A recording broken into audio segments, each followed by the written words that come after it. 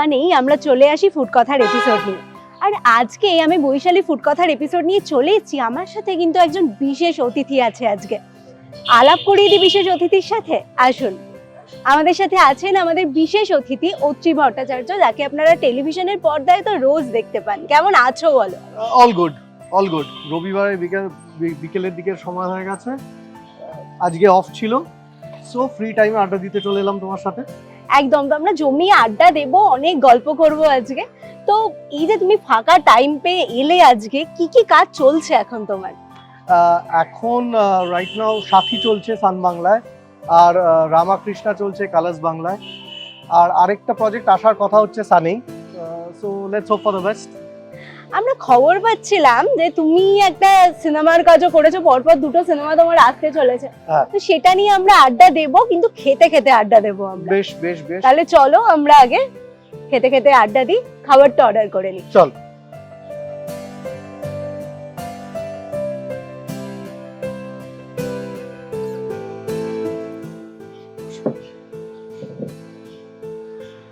Nice place, ভীষণ সুন্দর জায়গা সত্যি।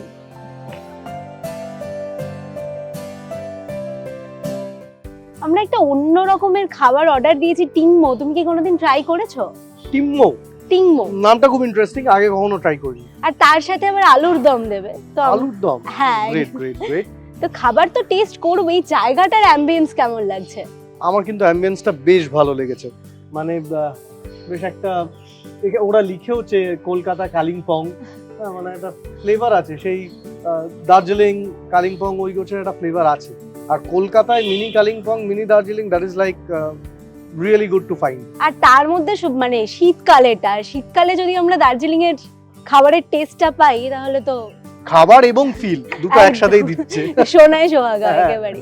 তো তোমার সিনেমার কাজ নিয়ে একটু শুনি, যে দুটো সিনেমা আসছে সেই কাজের গল্প একটু শুনি। দুটোর মধ্যে প্রথম সিনেমাটা হচ্ছে বাবু সোনা, সেটা অংশুমান প্রত্যুষের ডিরেকশন, এসকে মুভিজের ইয়েতেই করা। দুটো ছবি এসকে মুভিজ সাথে করা। এবং আরেকটা হচ্ছে কমলেশ্বর দার ডিরেকশনে, কমলেশ্বর মুখার্জির ডিরেকশনে আমি আমার মতো। দুটোতেই জিতু দা আর শ্রাবন্তী দি হিরো হিরোইন। অ্যান্ড যেটার ফার্স্ট লুক রিলিজ করেছে কমলেশ্বর দার ছবিটার, সেটা হচ্ছে রনিদা রয়েছে, রীতাদি রয়েছে, আমি রয়েছি, পার্থদা রয়েছে, আমরা কজন মিলে করেছি। Fun time in London. আচ্ছা, তো চরিত্রটা নিয়ে একটু শুনি, দুটোরই চরিত্র নিয়ে শুনি। প্রথমটার চরিত্রটা ভীষণই একটা কমিক জোনে রয়েছে, এবং পরে একটা বড় টুইস্ট হয়। সেই টুইস্টটা আমি রিভিল করছি না এক্ষুনি দর্শকদের জন্য। আমি চাইবো যে দুটো ছবি আপনারা হলে গিয়ে দেখুন, বাংলা সিনেমার পাশে থাকুন, সেটা থাকা খুব প্রয়োজন। সেই কারণে ফার্স্ট ছবির টুইস্টটা রিভিল করছি না। আর দ্বিতীয় ছবিটা কিছুটা কমার্শিয়াল, কিছুটা প্যারালাল, একটা মিক্স জোনে রয়েছে। And Kamlesh Sardar direction, obviously সেটা একটা বিশাল বড় পাওয়া।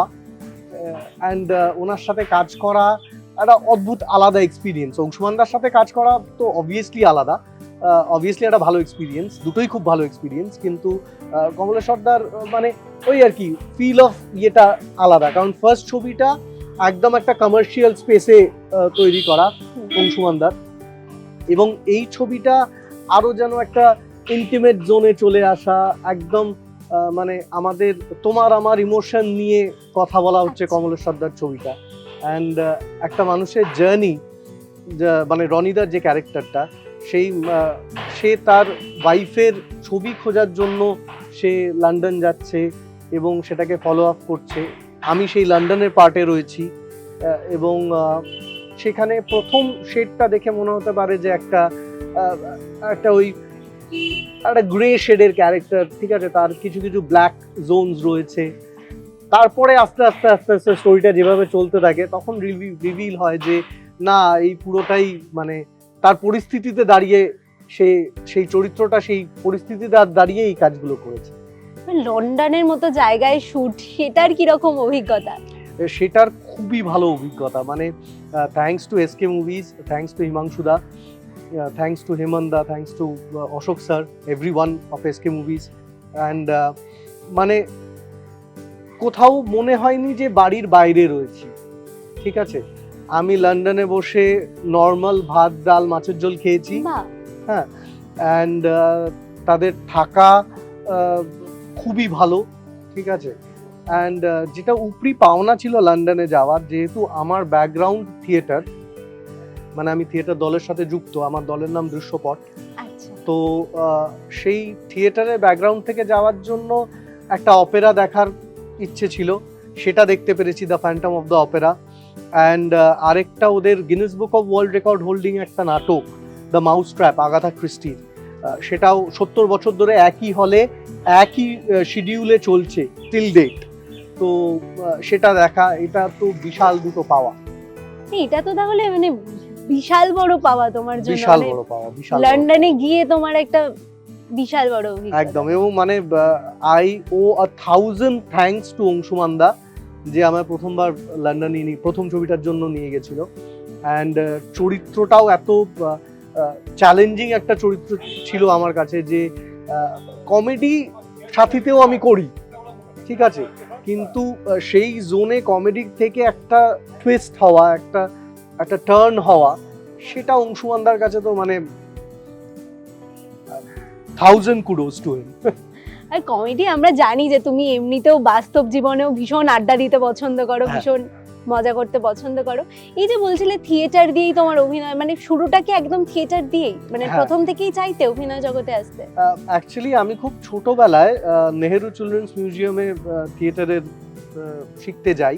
আচ্ছা, রমাপ্রসাদ বণিকের আন্ডারে আমি থিয়েটার শিখেছি। তারপর সেখান থেকে জার্নিটা শুরু হয়। তারপর দৃশ্যপট, আমার বাবা অনির্বাণ ভট্টাচার্যর দল, তো আমি সেখানে পরে জয়েন করি।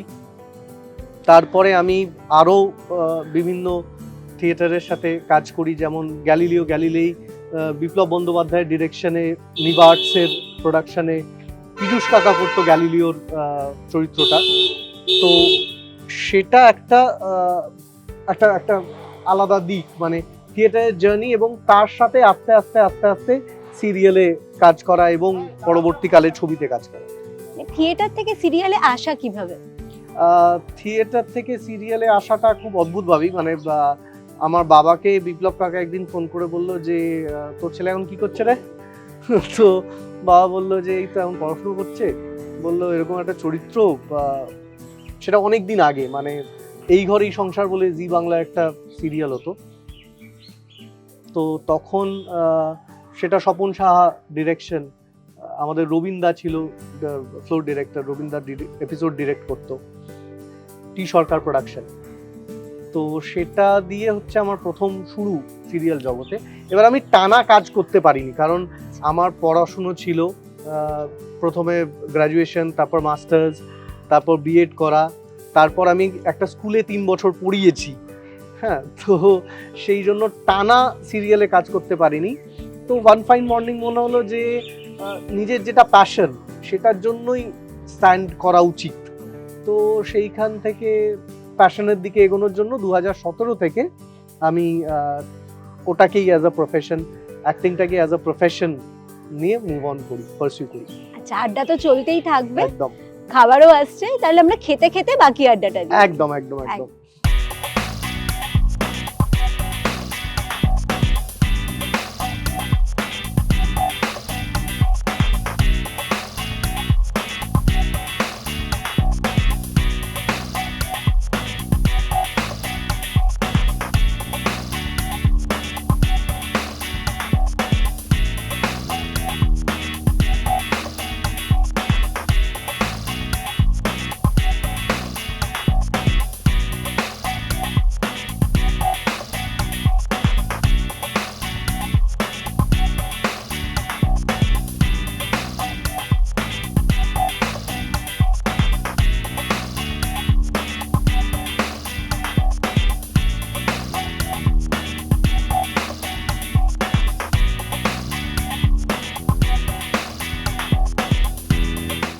খাবার তো চলে এসছে। হ্যাঁ, অন্যরকম একটা জিনিস আমি দেখতে পাচ্ছি, আমি জানি না এটার মধ্যে কি আছে।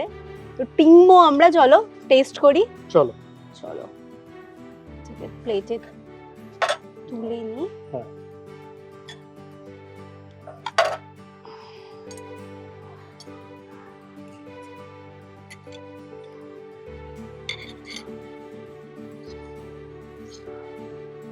বিষয়টা দেখতে বেশ অন্যরকম। হ্যাঁ অন্যরকম, এবং এটা একদম সলিড বান। হুম,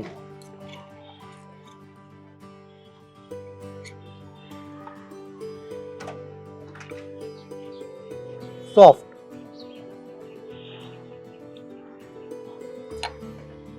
বেশ সফট হুম। অ্যান্ড বেশ সফট।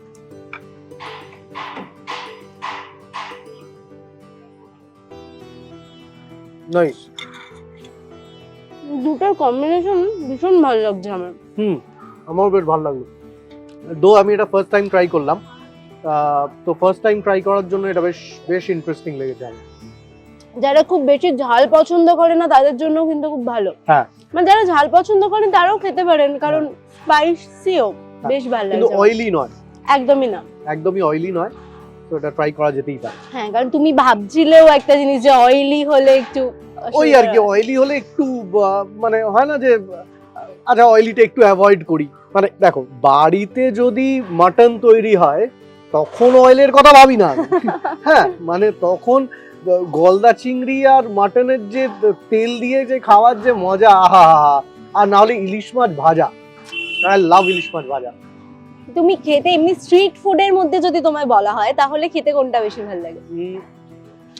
স্ট্রিট ফুডের মধ্যে আমার হন্টন খেতে খুব ভালো লাগে, ঠিক আছে। মোমোজ খেতে তো ভালো লাগেই। আর তাছাড়া মাঝে মাঝে ওই হয় না যে একটু ডিভিয়েট করে গেলাম নিজের রুটিন থেকে, ওই টিফিনটা একটু একটা রোল, একটা এগ চিকেন রোল, বা আমার যেটা আরেকটা খুব ভালো লাগে, আমি এখন অনেক জায়গাতেই তৈরি করে, সেটা হচ্ছে যে ওই চিজ ওদের ওটাকে কি বলে জানো, চিজ কাঠি রোল, চিকেন কাঠি রোল। আচ্ছা, তো ওটা খুবই ভাল লাগে আমার খেতে। আচ্ছা। এমনিতে আমি কিন্তু খাদ্য রসিক মানুষ, মানে আমার খাওয়া দাওয়ায় আমি খুবই খেতে ভালোবাসি। হ্যাঁ, তুমি যে রোল চাউমিনের কথা বললে, আমার রোল চাউমিন বলতেই না সেই স্কুল লাইফ কলেজ লাইফটা ভীষণ মনে পড়ে। একদম। তো তোমার স্কুল লাইফ কলেজ লাইফে মানে খাবারের কোনো মজার গল্প আছে? স্কুল লাইফ কলেজ লাইফে মজার গল্প বলতে, আমার স্কুল হচ্ছে সেন্ট থমাসের বয়েজ স্কুল, খিদিরপুর। তো সেখানে আমাদের মোটামুটি সব স্কুলের বাইরেই দেখবে একজন ওই আচারের কাকু থাকে, ঠিক আছে। মানে তাকে আমি এখনো যদি দেখি, সে একই যেন বয়স ধরে রেখেছে, মানে ওর কিন্তু ওই একই কাকু রয়ে গেছে, ঠিক আছে। তো সেই রকম আমাদের ইয়েতে এক আচারের কাকু ছিল আমাদের স্কুলের বাইরে। তো আমরা কয়েকজন বিচ্ছু টাইপের ছেলে মেয়ে যারা ছিলাম, মানে ছেলেরা, বয়েজ স্কুল ছিল আমাদের। তো তারা কি করতাম, তারা মোটামুটি ওই কাকুকে ব্যতিব্যস্ত করে ছাড়তাম আমাদের যখন ছুটি হতো, ঠিক আছে। অ্যান্ড কাকু লাস্টে মানে প্রায় না পেরে বলতো যে এবার তোরা যা বাবা, এবার তোরা যা, হ্যাঁ, নাহলে আমি দোকানদারি করতে পারছি না, ওরকম একটা সিচুয়েশন হতো। এখনো যাওয়া হয় স্কুলে, দেখা করতে যাওয়া হয়? না, আমাদের বন্ধুদের একটা রিউনিয়ন হয়, সেটাই আমরা যাই, কিন্তু সেই অর্থে স্কুলে আর যাওয়া হয় না। আমাদের আড্ডা তো চলতেই থাকবে। খাবারটা কেমন লাগছে বলো? আমরা তো কথা বলতে বলতে খেয়েই যাচ্ছি, আমার তো খাওয়াও হয়ে গেছে অনেকটা। খাওয়াটা সত্যি ভালো লাগছে খেতে। আর আমার ভীষণভাবে ইউনিক ডিশ ট্রাই করতে খুব ভালো লাগে, তো এটা আমার বেশ ইউনিক মনে হয়েছে। মানে ছুটির দিনে আর্ট ক্যাফেতে আসাই যায়, হ্যাঁ, জমি আড্ডা দেওয়ার জন্য, প্লাস এত সুন্দর অ্যাম্বিয়েন্স, এরকম ভাবে বসে আড্ডা দেওয়া একদম। এবং আমি দর্শক বন্ধুদের রিকোয়েস্ট করব যে আপনারা আসুন আর্ট ক্যাফেতে, ফুডগুলো ট্রাই করুন, স্পেশালি এই ফুডটা তো ট্রাই করুনই, ইটস রিয়েলি ডিলিশিয়াস, খুব হেলদি, কারণ অয়েল একদম কম, খুব বেশি স্পাইসিও নয়, বাট ইটস টেস্টি। আর খুব কম রেঞ্জের মধ্যে, জানো তো, তাই মানে একদম কম রেঞ্জের মধ্যে, মোটামুটি 300 থেকে 350 এর মধ্যে। তো আর তাহলে কেউ তো যদি, বাজেট ফ্রেন্ডলি। হ্যাঁ ভীষণ বাজেট ফ্রেন্ডলি, আর তার মধ্যে কেউ যদি আলুর দম দিয়ে ট্রাই করতে চায় তাহলে তো 260 থেকে 300 এর মধ্যে পেয়ে যাবে। ও গ্রেট গ্রেট, বেশ ভালো, মানে বাজেট ফ্রেন্ডলি হেলদি খাবার খাওয়ার জন্য তো রবিবার বিকেল বেলা আসাই যায়। একদম একদম একদম। আমাদের আড্ডা তো চলতেই থাকবে এভাবেই। আমাদের এই এপিসোডটা কেমন লাগলো সেটা কিন্তু কমেন্ট করে একদম জানাতে ভুলবেন না। আর এরকম আরো ফুড কথার এপিসোড দেখার জন্য, এরকম আরো জমজমাটি আড্ডা দেখার জন্য প্রতি রবিবার বিকেল 5টায় চোখ রাখতে হবে জিও বাংলার পর্দায়।